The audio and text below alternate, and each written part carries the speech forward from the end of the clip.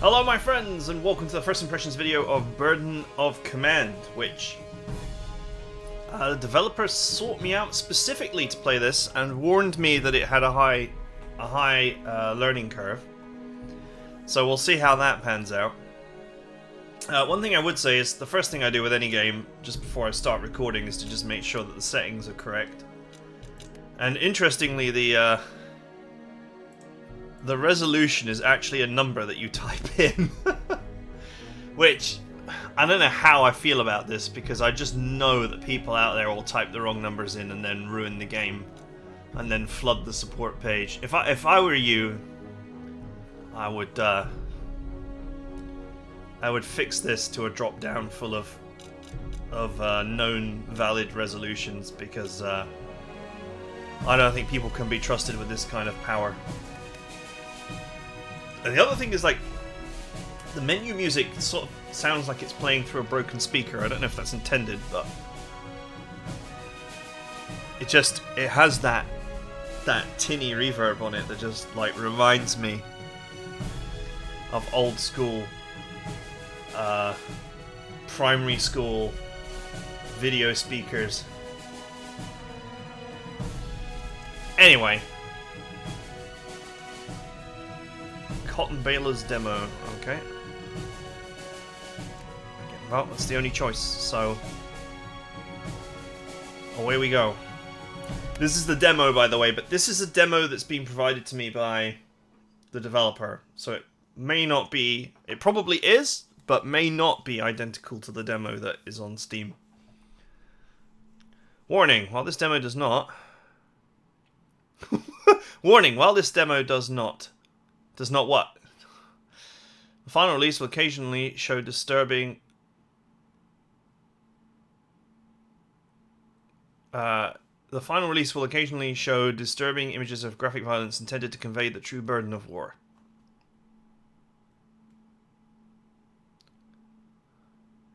Okay, this sentence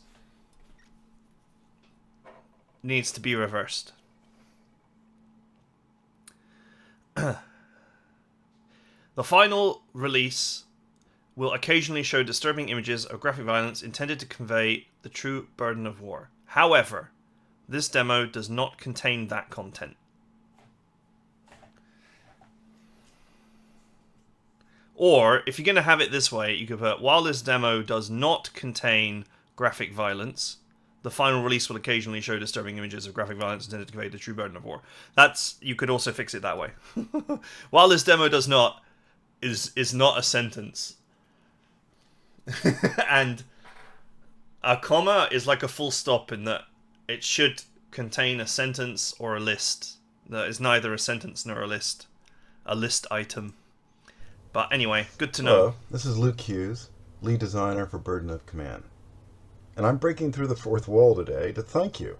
Thank you for taking a risk on something new, a leadership RPG. I imagine you're here hoping to test your mettle as a leader emotionally, morally, tactically in World War II. For us to give you that experience, it means a risk for you. What's the risk? Well, a new thing requires, obviously, a learning curve. Learning curves can produce confusion and even frustration. And playtesting has shown that there is a learning curve for Burden. Two kinds. The easier part, new things that people haven't done before. Harder, things that people have done before, done differently. So I'm going to be breaking in occasionally to help you with video demonstrations and also discussion of the design purposes, why we did things you're not used to or violate some of your assumptions, to give you a credible leadership role-playing experience. Okay. This will be interesting because I have actually done some leadership BTI type stuff with some real American military officers in their spare time, so it will be interesting to see how it matches up with the training that I'm aware of.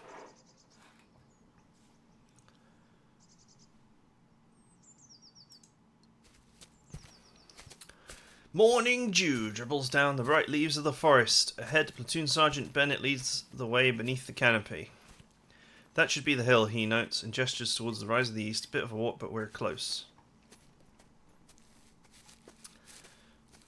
On his back is slung a standard issue American M1 rifle, a near twin to your own.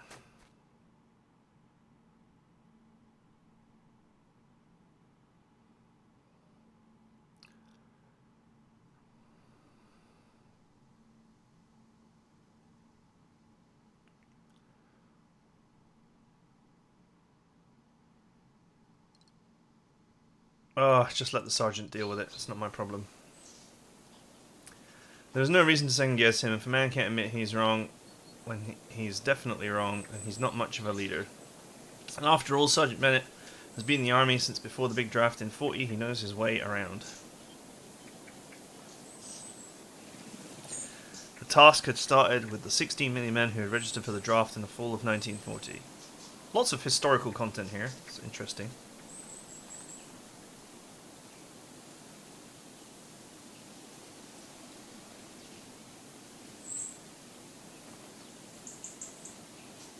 I'm going to go with reservist because that is the closest to what I did. There's a little bit, I'll explain here. There is a little bit of a difference between the UK military and the American military in terms of the reserve or reservists. And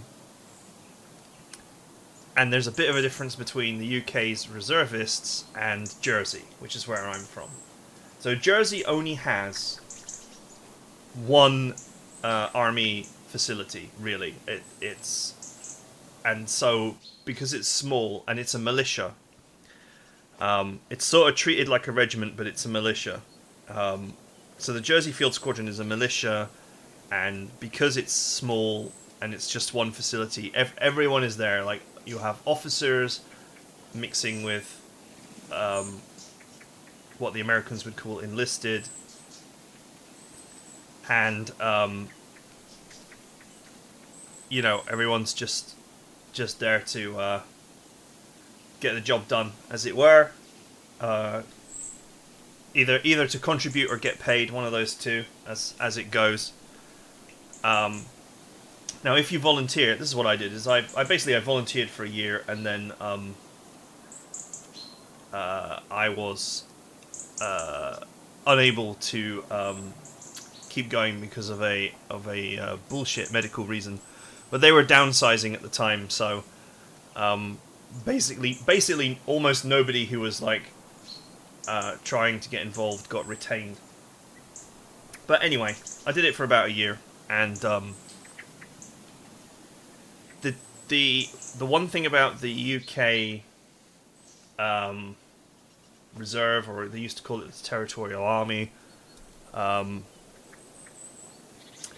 is that you have to meet the same standards as the regulars. So it's actually really hard. It's really tough to be in the, you know, what the regulars sort of despairingly refer to as the Saturday and Sunday, the SAS, the Saturday and Sunday. But it's really hard because you have to meet all the same times and standards when you go and do your basic training, or when you do your test to make sure that you are you're good to go. I went to Purbright, same place where the regulars go, and do the test, and you gotta pass the same everything, same weights, same runs, same fitness level, you know, same silly blue grenade throw, the whole works, and then you gotta, you know, work your regular job at the same time. So it's quite tough. You gotta be dedicated. So there's a level of respect there, which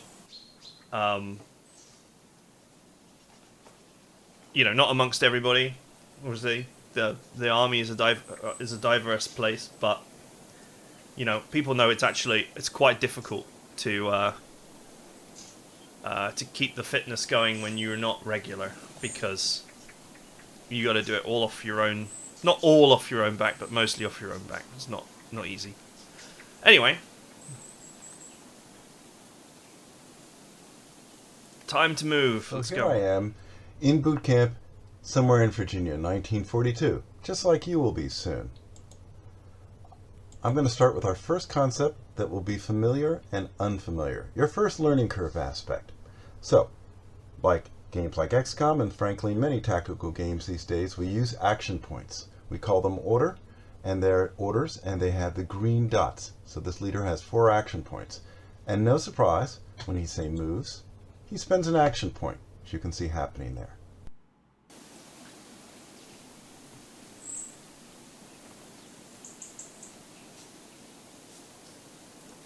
Okay. So here I am in boot camp somewhere in Virginia, 1942, just like you will be soon. Oh, it's doing the same one again. I'm going to start with our first concept that will be familiar and unfamiliar. Can I skip that? Okay, there we go. Okay, it's left click, right click. That's fine. It is not left click, left click. Closer now, hills and mountains are always further away than they seem. The grey circle that you saw float up indicate the expenditure of an order. Burden of command runs on orders. Every unit has some. Can't do anything but get shot at without one. Orders are spent to move a unit. You can usually move a unit multiple times. Okay.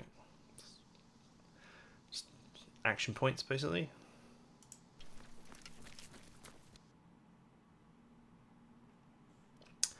Looks like a good view, enough to see a few stragglers from your first platoon. Looks like kitchen patrol is still on their way to the obstacle course. And if we let them dog things, they'll never get there before dinner.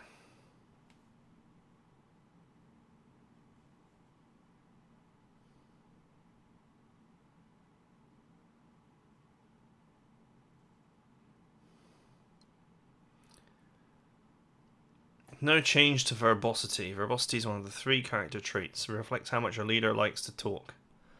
Verbosity does not impact the tactical battlefield, but may lead to personalization to conversations.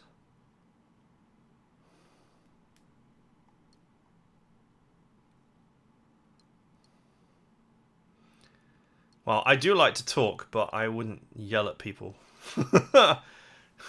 I don't believe in yelling. Just, I mean, not unless someone has truly fucked up. This is a leadership RPG. We're always going to be focused on bringing out leadership aspects. In the Army, leaders are in charge of platoons, which is a group of squads or companies. And so there's a command structure, and we do that too. This is a squad here, part of my rifle platoon. For it to do something, I've got to order it. Or, if you want to make it simpler, activate it. So, did you see an order came up on me? Not just the squad. The squad paid its action point, but I'm just going to say order from now on. But I paid an order because effectively I ordered the squad.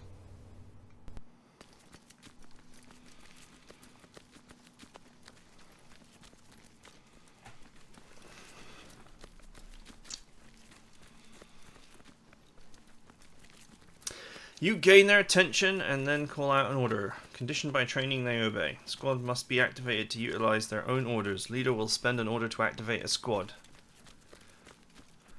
When that squad initially shoots, moves, etc., once the squad has been activated, they have enough direction that they can expend 2 or even 3 orders without requiring a further leader order for the rest of the turn.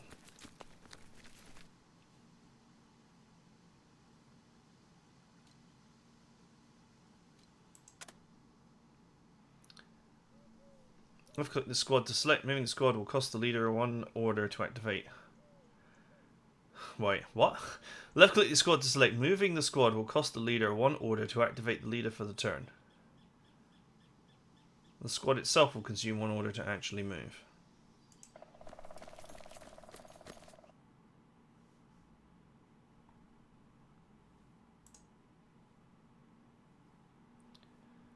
This squad has been activated.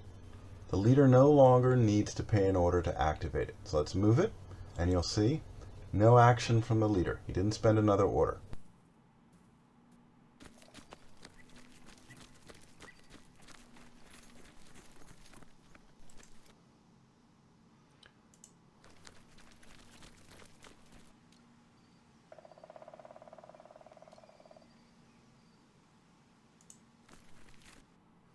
Okay, I can put them in the same tile as the leader. So I'm going to come down there, join my squad, lead, grab them both, and go somewhere. Now this time, they'll both pay an order. But be careful, it's not an activation order. They're both moving. You don't get a free ride. You got to pay for the move too. So, there you go. We're similar to games you're used to. Action points. But in this case, they're really orders, and they involve things like squad activation. Here they are. Can you see the obstacle course from here?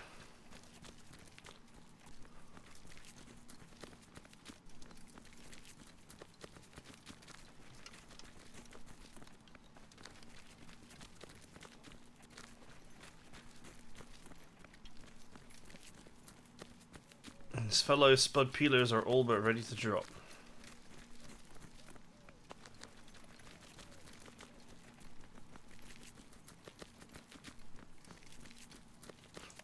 Yeah, clearly they can't go very far with us.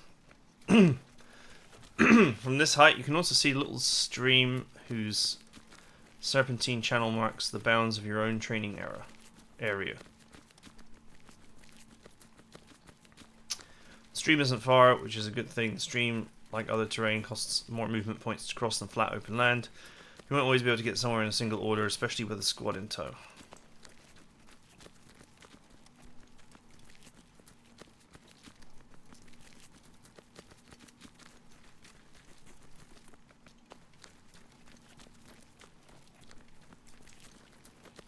Okay, first left click of X selects both units in it. We are trapped in tutorial hell actually here a bit. I get it though, but still. Do not follow Luke's example in the video and instead rebel and left click on the leader portrait repeatedly until only the leader is highlighted. When you move the leader out, they will separate from the squad.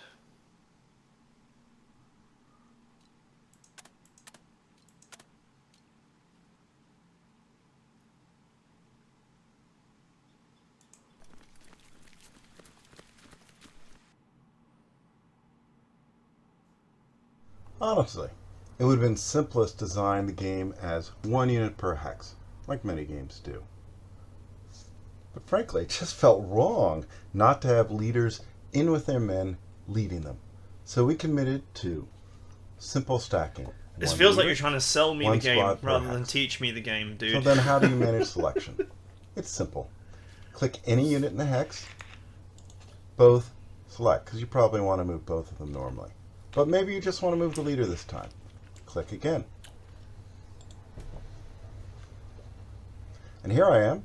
So I'll do the same thing again. I'll click the squad, and I go back and forth between just the squad and both.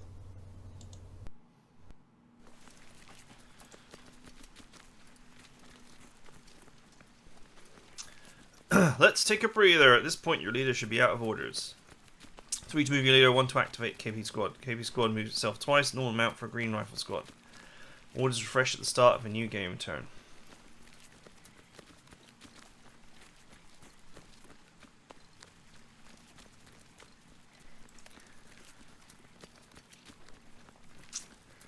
Once those orders are gone, a unit can't do very much, be a target. Everything is important in Burden of Command. Everything important in Burden of Command costs an order. So currently no enemy units around, just pass around until the new game turn begins.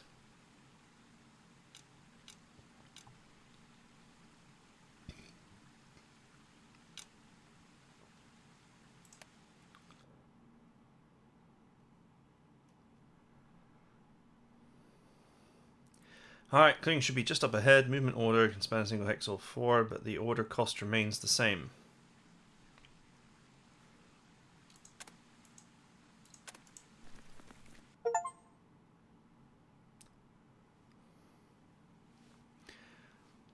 Assembly point is a simple one marked by a low restraining wall striped white.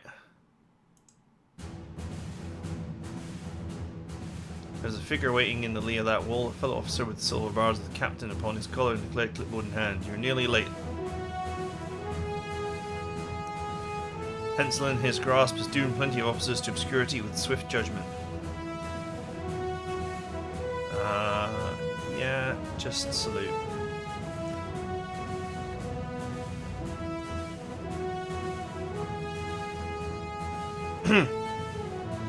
Medic gives a firm warning to cough, but it comes too late. Field umpire shakes his head slightly. When out in the field, such gestures are apt to attract snipers. Yes, but this is a training exercise and not a real combat situation. But it's not an argument you can win, so don't have one. Don't have it.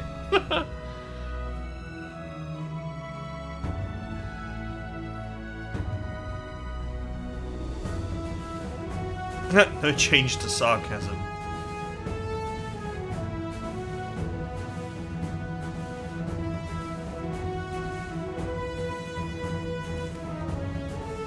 Just don't say anything. A wise man doesn't argue with someone being picky. It just causes them to be more picky. Today you will undertake a leadership exercise consisting of no less than 3 separate field problems. You will be assessed based on outcomes including both objectives achieved and casualties sustained. Take command of your rifle squad and we will proceed. Of course it isn't a live fire exercise, don't be an idiot.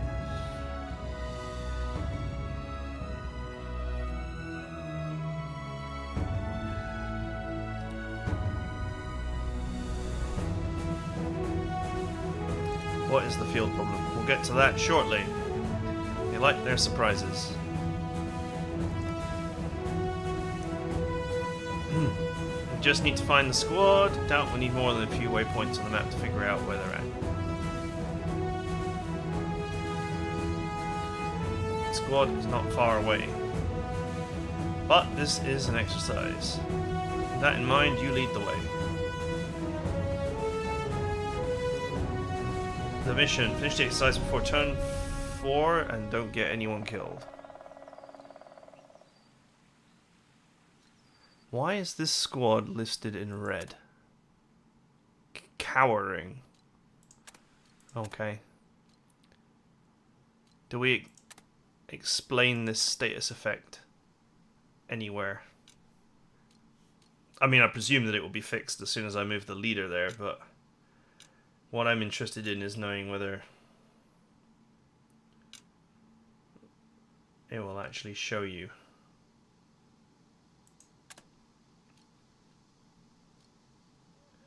Trust bolsters actions and morale checks, but not should.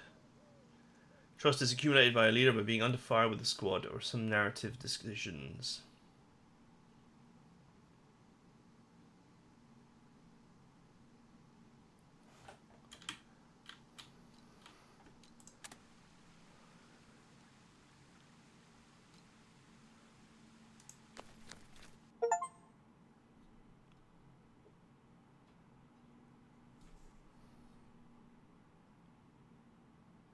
You moved over open ground where a sniper could see you. There's a potentially fatal risk to anyone. To take a dead leader is no help to anyone. Unless you've got good reason to avoid moving through cover, you might as well make an effort to not get shot.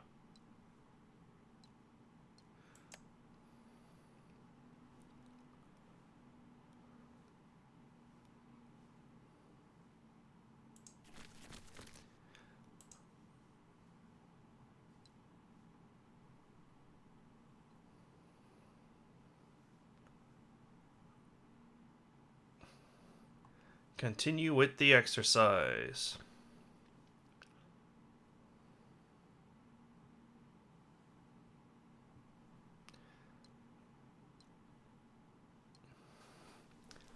Squad looks beat. It's true by all appearances they can't possibly take another step. So I might say their morale is low right now.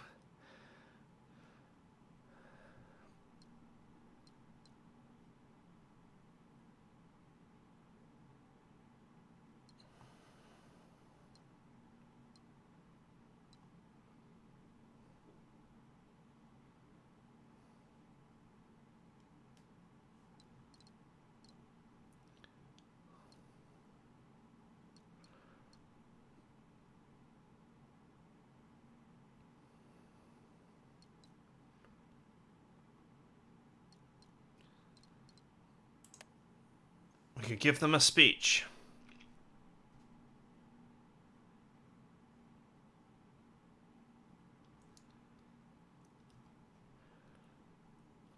Good morale. Firefights 50-50, you win. Full orders, movement is normal, you pass most morale checks.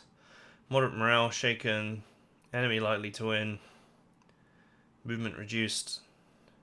You fail most morale checks. Cowering. Enemy will win. One order. No movement towards the enemy. You fail morale checks. Okay. Thank you, Sergeant Bennett.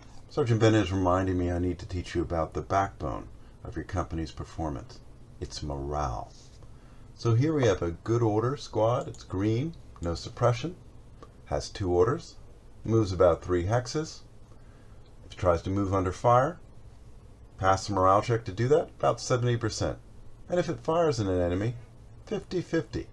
Now notice those initiative wheels, donuts I like to call them. You really want to win initiative, because if you win initiative, you fire first, you suppress the enemy, reduce their morale, and then their fire back will be weak. Now let's look by contrast at this shaken company. It's yellow. It's lost about half its morale to suppression. First thing to notice, subtly, is it only moves 2 squares forward. It can still retreat because they're more cautious because they're shaken. Also, let's notice one more thing, only 1 order.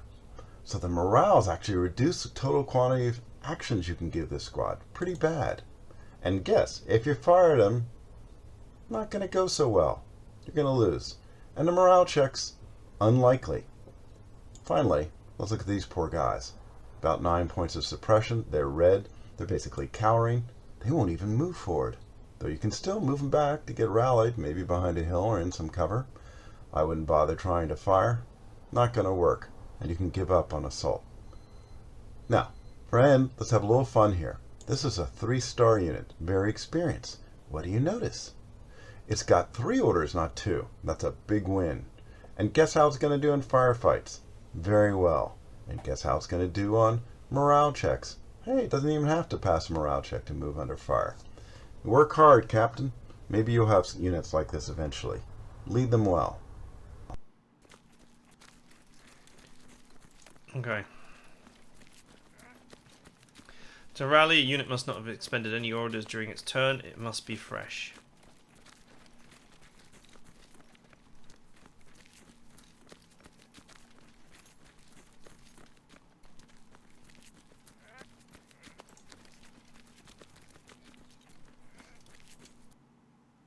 By the way, the reason why I moved through here is because I can't actually see, or it is not obvious to me, how many action points you have per order, nor how much it costs to move through each tile.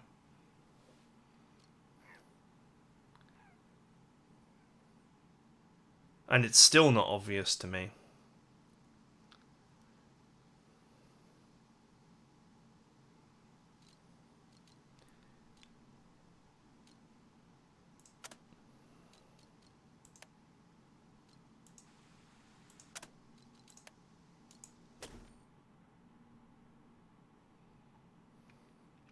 That speech did the trick. Once we're organized, we can get on with the exercise.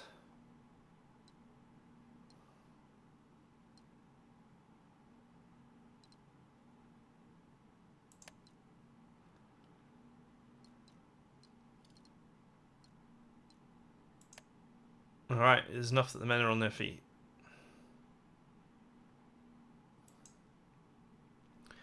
A wave of blue flags are exchanged. The exercise will shortly resume. So as long as either side is a leader with an order, the turn won't end unless both sides pass their round without spending any orders. Anyone got a light? It's still not obvious to me how far you can move with 1 order. Like, for example... No, that's not right. 4... It seems like I can move exactly 4 tiles irrespective of the terrain. But then why is this bit highlighted down here?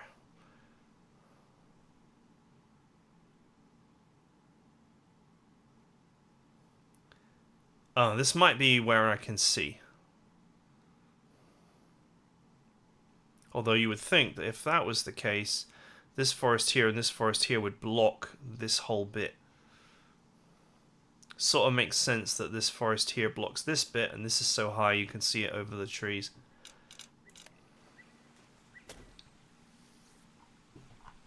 Oh, you can zoom in a bit.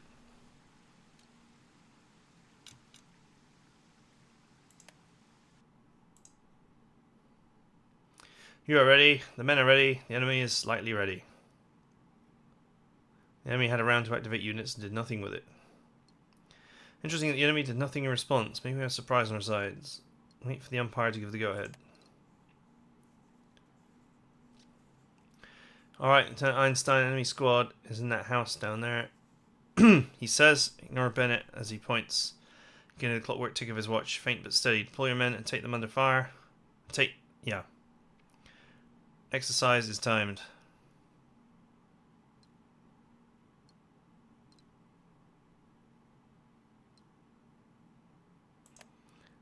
Even odds. There was a lot of that in the last war.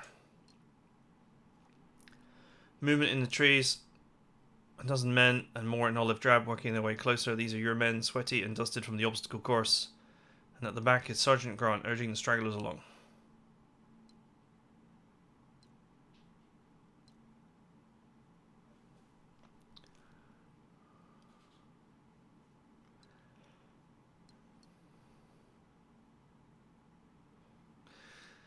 They look tired. Maybe we should wait.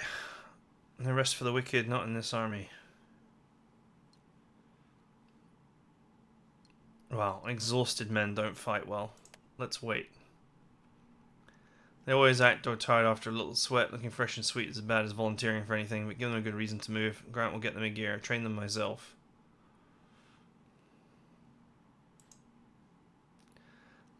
Let's bolster their spirits. It always boosts morale. It doesn't last for long. Maybe it would be just long enough for what comes next. Remember Sergeant Bennett's wise comment that morale is the backbone of your company's performance? Well, what do you think the role of leadership is then? Of course, it's to manage that morale. Let's look at your tools. One of them is bolster. So here we have a good order unit. And if we were to attack, it'd be 50-50 on the attack. It moves 3 squares. It has 70% morale check. But let's bolster it. A lot more movement. Hey, it's going to pass the morale check. And look at the firefight. Bolster enhances an already good unit so it is significantly more effective, especially for firefights. The experience and the trust of the leader comes to bear. Don't make the mistake, however, of thinking of bolster as sort of a poor man's rally, rally for one action. I've moved the leader down to this shaken squad, half morale, and I'm thinking, well, it's pretty poor for a firefight right now. Maybe I'll bolster it and it'll be fine. Well, there's some improvement. If you studied this, you'd see the suppress predictions are a little bit better, but you're still going to lose initiative. It's not a rally. If you want a unit with shaken or below morale to improve, rally. Rally, by contrast, fully restores morale for the long term. Of course, it does take a turn to do, so you'll have to pick the time and place for when you rally, for when you bolster, or for when you orchestrate your platoon and company to be effective all at once, rather than dribble in an attack on the enemy. Okay, bolster will improve a unit as described. We'll just skip that. There is something that bugs me here.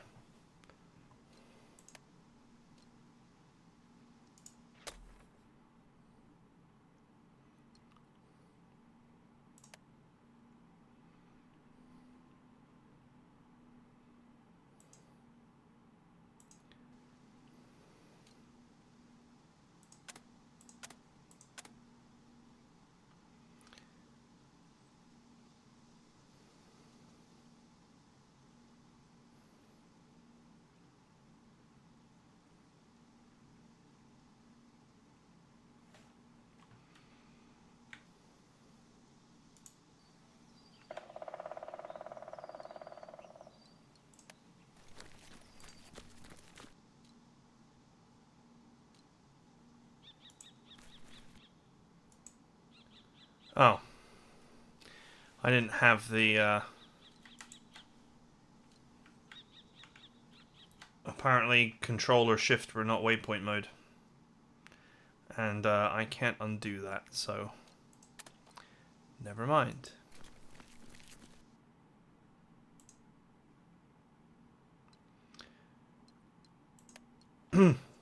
Alright.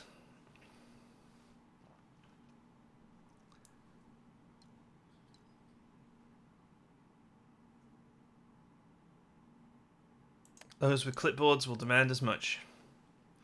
I'll get them moving. Smart man. Time to rally the men.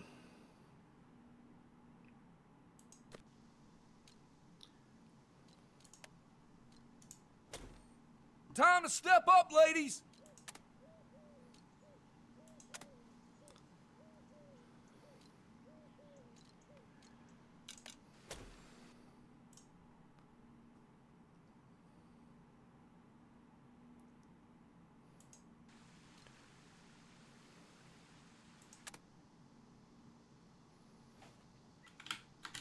There's no indication that you're in waypoint mode. Like if I hold Alt, Control, or Shift. There is no indicator. The best thing for me to do is to, if it exists, is to look at the key mappings to find out what the button is. Which, there doesn't seem to be key remappings.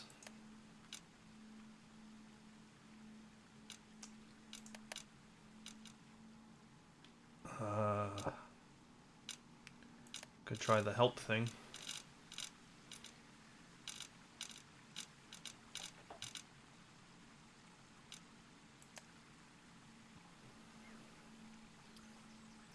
Control right click. Not control left click. That was my mistake.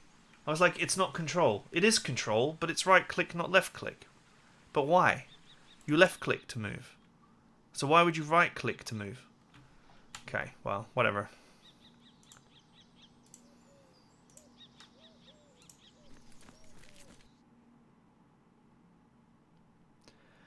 There they are.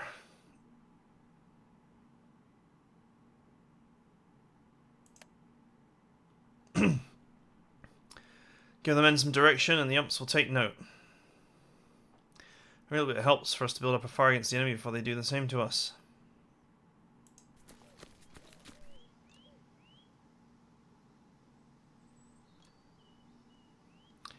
Flanked and surprised.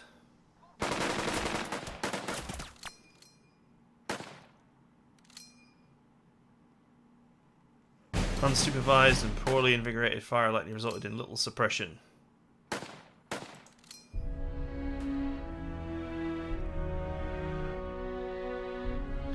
Halt the exercise! Lieutenant, if you went over to the first squad and formed them up prior to the attack. However, you failed to do the same for the third squad. This would have resulted in a number of your men being killed and time wasted until you could regroup for full assault against the now prepared enemy.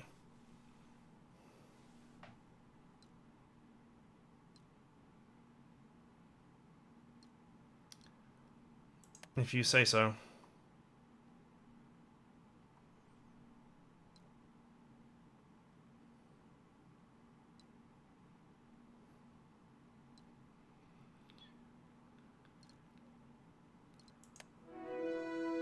The umpire is in charge here, and of higher rank there's no point in arguing or protesting, especially not when the platoon needs to be organised. No matter what you chose, that umpire was going to find fault. Like being married but without the fun parts. Hell, I bet getting something wrong is part of the lesson. There wasn't enough, well, it didn't seem like there was enough orders to actually rally both of the squads and move them down, so I'm going to presume that you're just meant to lose here. Lose. We'll use that term loosely.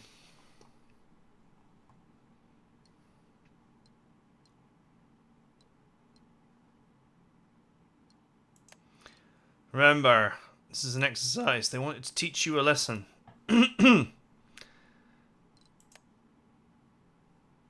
Lessons in war are paid for in blood. These field problems are supposed to teach us how to lead when things go to hell. Maybe that's why there's no good answer here. Because there might not be one over there.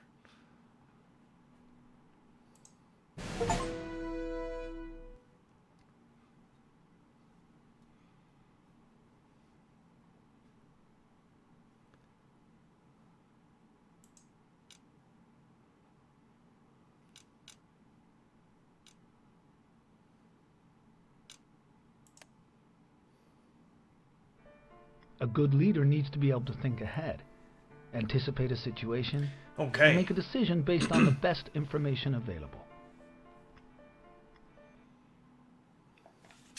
At last, the fighting dies down.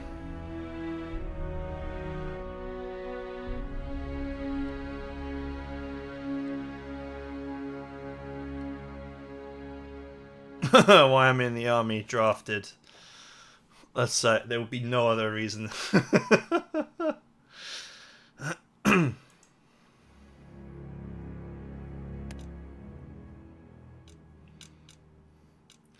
Aid your men, continue your journey, your world. Click to read what they read. I love the historical elements of this. It's obviously gone to real effort to put the history into the game.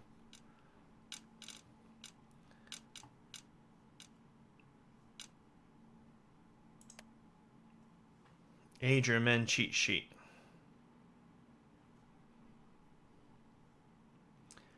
Captain earns extra trust and XP based on men versus mission performance.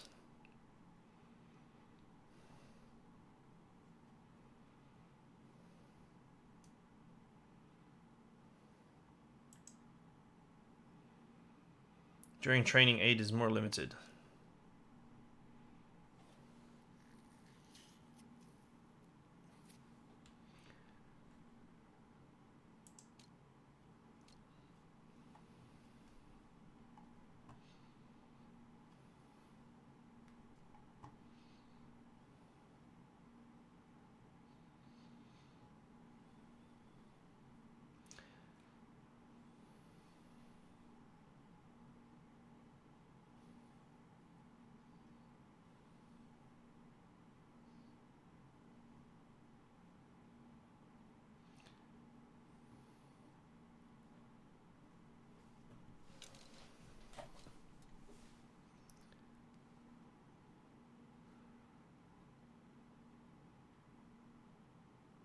Overall commander experience earned is often more about how he led the battle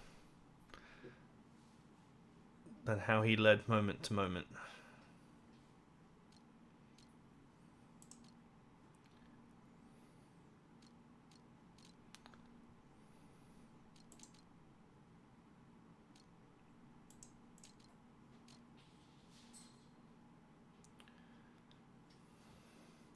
Experience ranges from 0 to 500. Every 100 XP generates a positive modifier for actions and reflected by a star on the unit banner.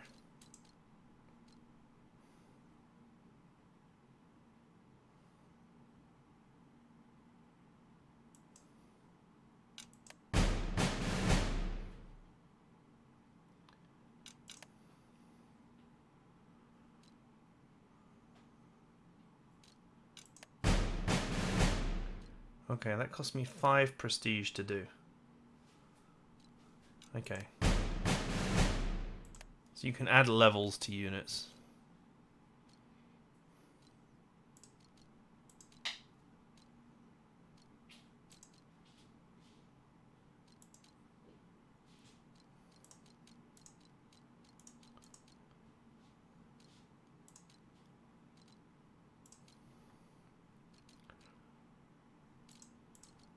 Are these guys all just infantry squads? Oh, okay, it actually says at the top. Machine gun, machine gun.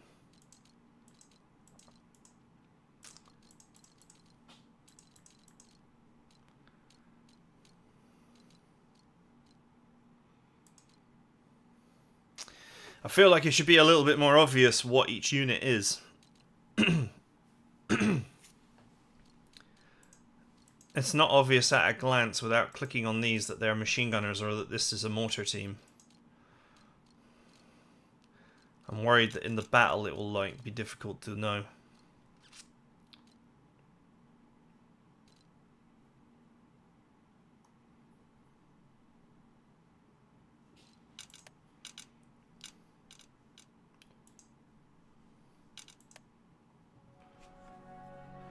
Alright, let's have a look at the next mission just because.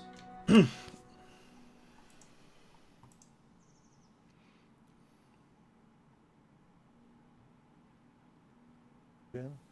it was infantry. Infantry. infantry is different than This cavalry. feels like this demo We feels didn't like have an elaborate horses, sales but pitch they rather had than an light actual tanks demo of and the game. cavalry. So what kind of training then would you have in the infantry? Bayonet, Mm-hmm. bayonet, hand grenade. You don't throw a hand grenade like a baseball, you lob it.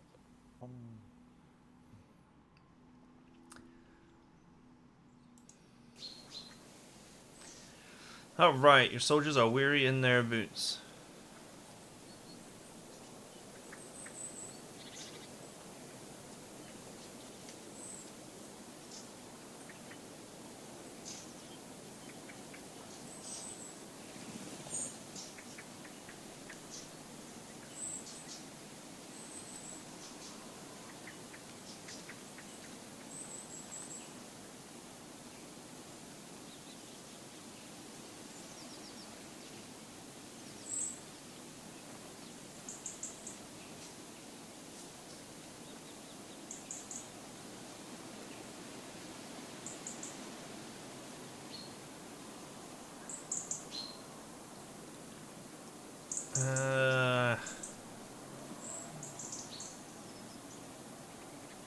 Let's not drive them into the ground.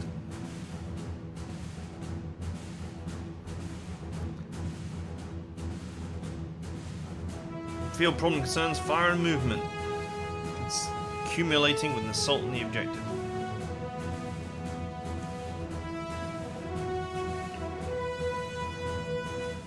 Not a heavy wooden weapon.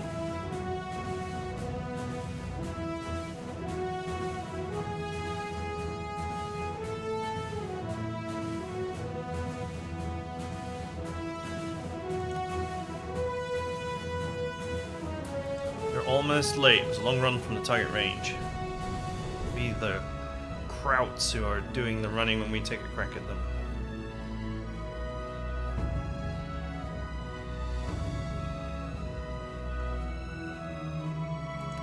Wait until he is done talking. Tell what to hit, we'll hit it hard enough for you to schlep right over.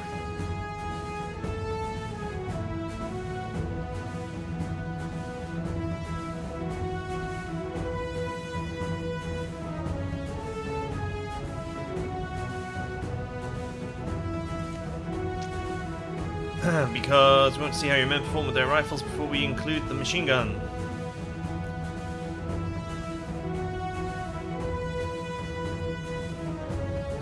One order to move, two order. One order to shoot, two orders to move.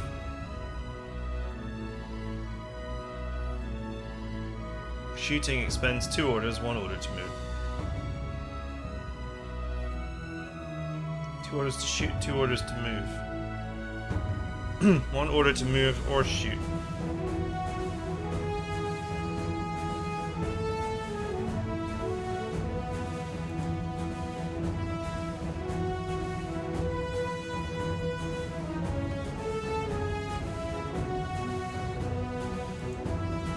Bennett tells me you're progressing, LT. So today we get to talk about tactics, not just mechanics. Without further ado, why don't we go to, I think, the core of how we're different from most tactical games that the casual gamer or others might be familiar with, namely bang, bang, bang, you're dead games. This is true of a fair number of tactical World War II games too, but I don't think of reality. You know, people don't want to die. You fire at them, they're going to get down behind the stone wall, and your bullets aren't going to do much. So, instead you need what's called the 4Fs. So here we are in Germany. You've got elements of a rifle platoon, you've got Germans up north, and your goal is to suppress them first. You're not going to succeed in killing them, they're in pretty good cover, and they're going to put their heads down. So you've started firing, but it's not just bang, bang, bang even for suppression. You have to be smart, you have to use your leadership. You have to bolster, improving their fire. The leader is directing the fire here. He's using a heavy weapon, which is intimidating, higher rate of fire, puts more bullets around the squad. And, you know, when you hear bullets whizzing by, you start to be suppressed, meaning you're keeping your head down. And you can see the color bars here are telling us the state of the enemy's morale. They've gone from green to yellow, and they will shortly be at red. So he's been doing an effective job here. He's suppressed. Ah. Ah.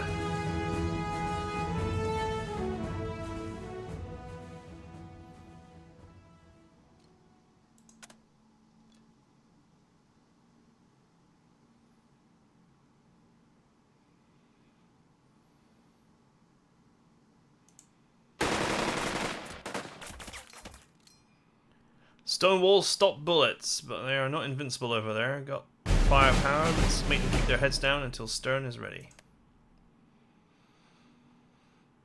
It's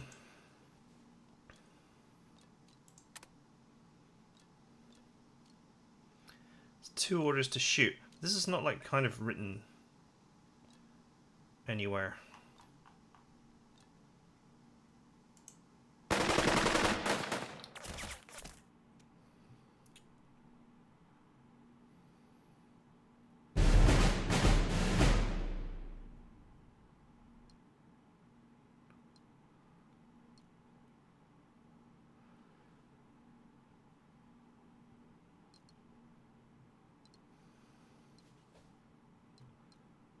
Let's ask him about his weapon later. He decided to alter his weapon if it's for good reason, then you'll want to know. Something... Same thing if it was for a bad one. That's probably it for rifle work. Should give him a taste of 30 cal instead. We do have flags.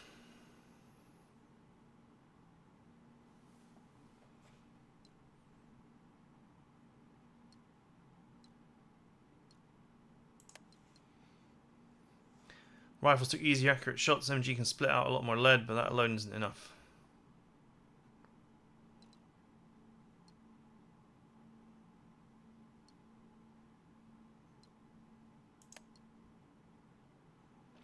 You signal Stern with flags, he signals back in acknowledgement. All while the enemy keeps their heads down. We further reinforce that sense of limited command and control by dividing the turn into leader rounds. If it's your leader round, you only get to lead your men, and you don't get to lead them doing Stern's leader rounds. There's another reason we do leader rounds, to emphasize another coordination problem, namely coordinating your company of 4 distinct platoons, independently led. That's not easy, and so the rounds force you to choose what platoon is doing what. And there's a last reason. The military likes to say, the enemy gets a vote, meaning they're not going to sit quietly while you do all the wonderful things you'd like to do. They might want to do things that interrupt your plan. Kind of like happens in chess. You get a move, they get a move.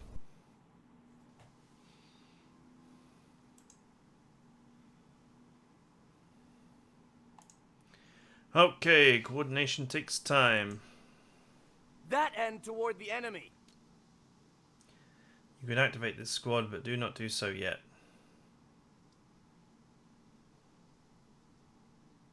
End the round.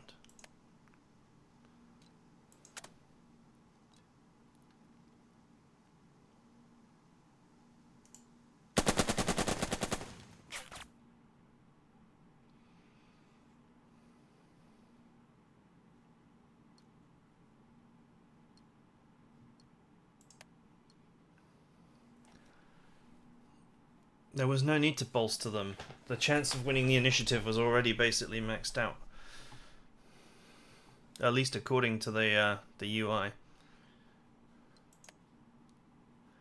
Mortars don't need to be able to see the enemy to lob shells at them, they just need Stern to be in position to spot the fall of the rounds. Lay it on him!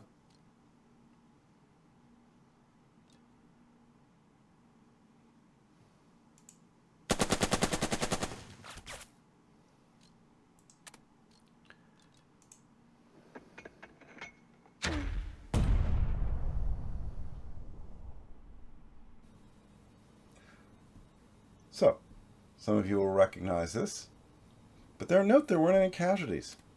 So, now we have to, ideally, flank and finish. And Dearborn, let's hope you can do the job here. So it's really about sort of laying down the field work for success. There's a lot of games that focus on drama melee, but from what I've read, for instance, in Leo Murray's book, actually most assaults led to surrender or retreat because people suppressed don't really want bayonets in the stomach.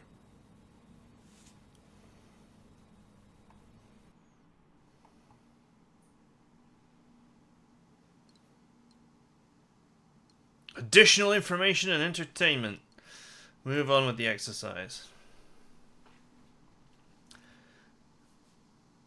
Nothing a soldier can do about a shell that has his name on it. However, a squad isn't considered dead, merely pinned. And it'll stay that way unless you execute an assault to either take prisoners or force the enemy to retreat.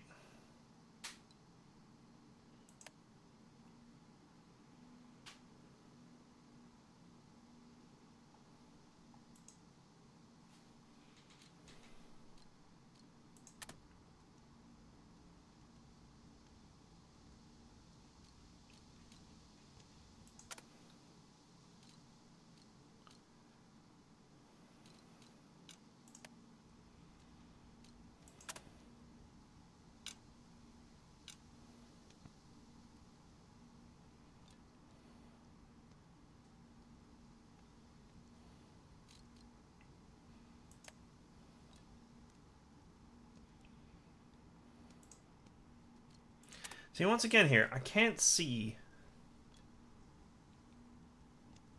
It's not... Like, obviously we can see here there's like three movement points available, but other times it's been 4. It's not entirely obvious to me. Let's get it done. Come on. Get those bastards.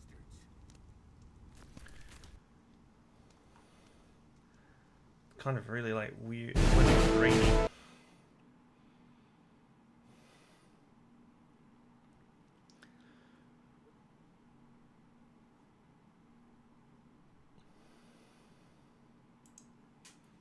Another enemy squad has been sighted. They were attempting to reinforce the objective and now begun a counterattack. You must deal with them.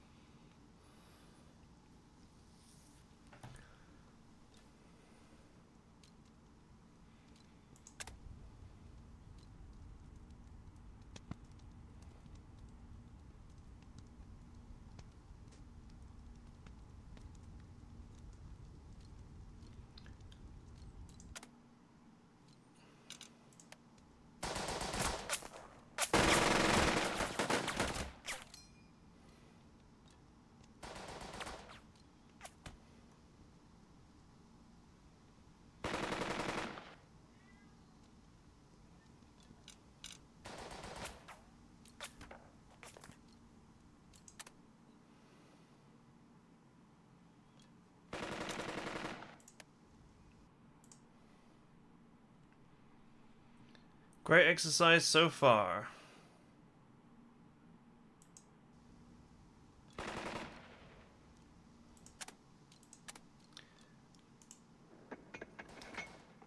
Boop.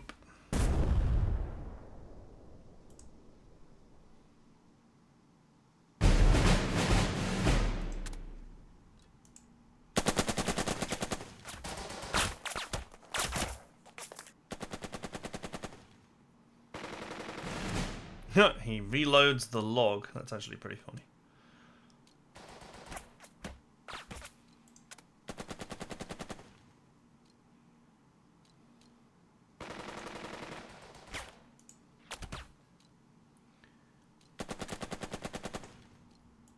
Alright, bolster the squad and fire some more.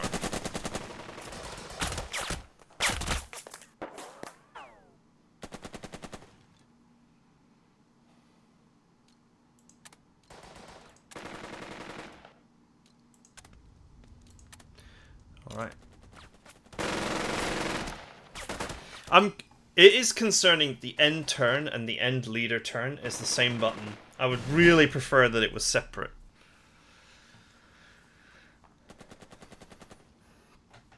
Because I would hate to be thinking I was ending my leader turn and then I was actually ending my turn. I mean, I'm sure the game handles it okay, but still.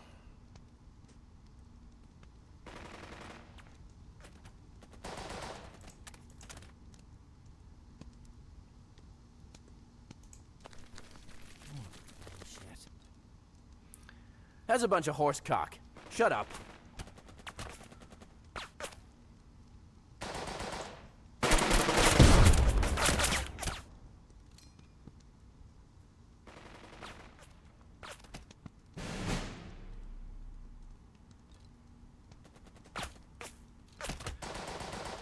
I already shot at them. So I cannot assault them.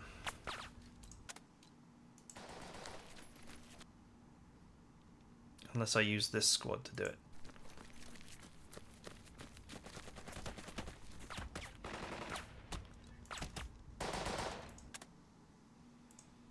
Which I cannot.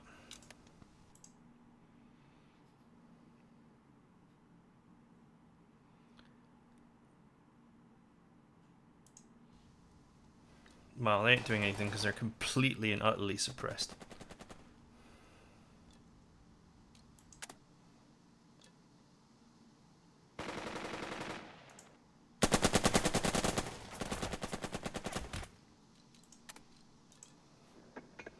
Boop.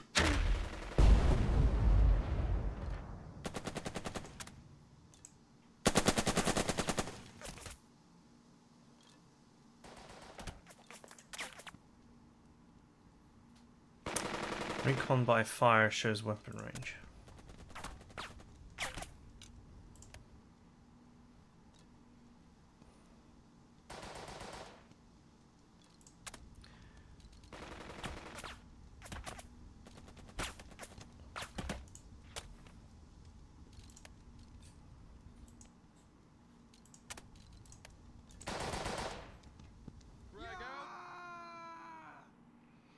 The other squad is taken prisoner. They're running off this time.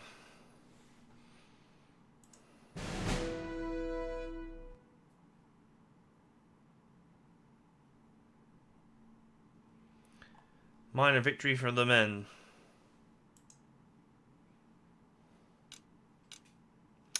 Okay, well, I sort of feel like this demo is a little bit like a sales pitch more than a tutorial, but it seems good enough.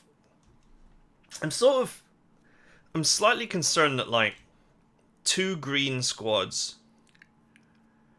if you attack, you only have a 50-50 chance of winning. So if you have 2 squads in a similar situation, and you attack first, you only have a 50% chance of getting the initiative, which seems a bit odd. You would think that the attacker would have some kind of advantage for being the attacker. Although there are some, like, surprise and flank mechanics in the game, but you don't seem to be able to tell your squad which direction to face. So that's also concerning for me. It's like, if a game is going to be directional, then you need to have fine control over direction.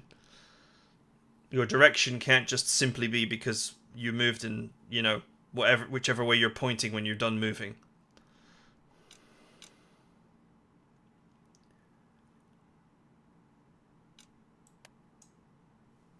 So, yeah. But, you know, interesting. Wow. Actually, save and exit just kicked me out of the game instead of sending me back to the main menu. That's the second time it's happened to me. It shouldn't do that. Save and exit should take you to the main menu. Then, if I want to quit, I'll quit from there. Anyway, that is it for this first impressions. I hope you guys enjoyed it. I'll see you guys next time.